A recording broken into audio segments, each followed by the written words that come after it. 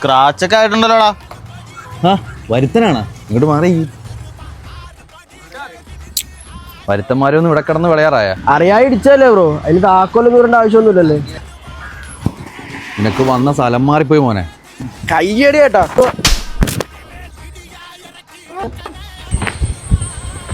എടാ നിനക്കൊന്നും വേറെ പണിയില്ലേടാ? പറ്റിയ ഒന്നുമില്ല ബ്രോ. സോറി, ഒന്നും വിചാരിക്കില്ല. ഒരു ഭൂലോകം വള്ളിയാണ്.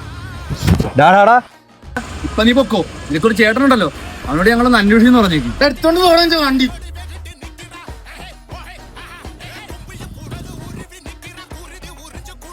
എടാ എന്താടാ നീ ഇവിടുത്തമാര് തിരക്കി.